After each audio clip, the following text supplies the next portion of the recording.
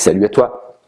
Alors, cette vidéo pour voir ensemble comment faire ses courses le plus simplement, efficacement possible, point de vue santé et forme, au supermarché, tout simplement.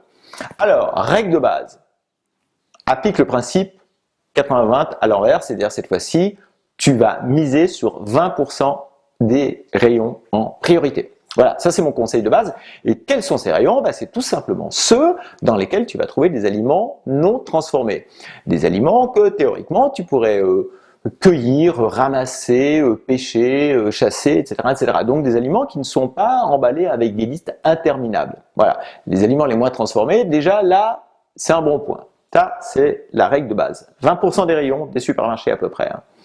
Une fois que tu as bien rempli ton caddie avec ce type d'aliments, et que tu veux aussi des aliments qui sont emballés, alors quelques règles importantes par rapport à ça. Déjà, évite les emballages avec des listes interminables d'ingrédients. C'est mauvais signe.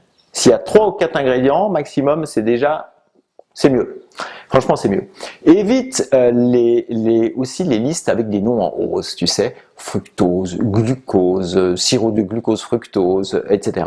Tous les noms en rose sont si possible à éviter. Même en maïs d'ailleurs, un sirop de maïs, c'est pas terrible non plus. Bon.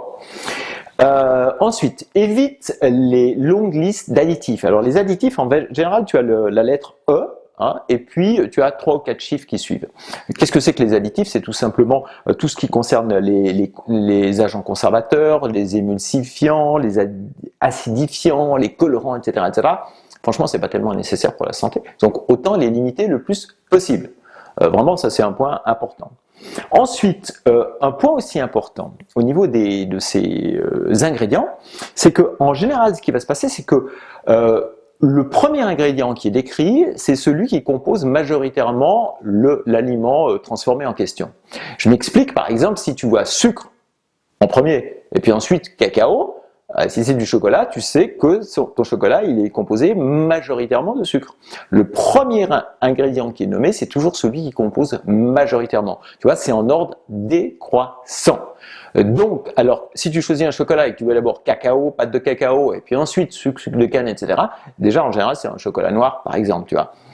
Donc ça, c'est valable, je dirais, sur tout type d'aliment, parce que ce qui est surprenant, si tu commences à regarder un petit peu les étiquettes, c'est que tu vas voir que les aliments, même censés être, disons, salés, contiennent souvent du sucre ajouté. Quand c'est des aliments emballés, même la charcuterie, des choses comme ça, qui est déjà quand même quelque chose de transformé aussi. Bon, voilà.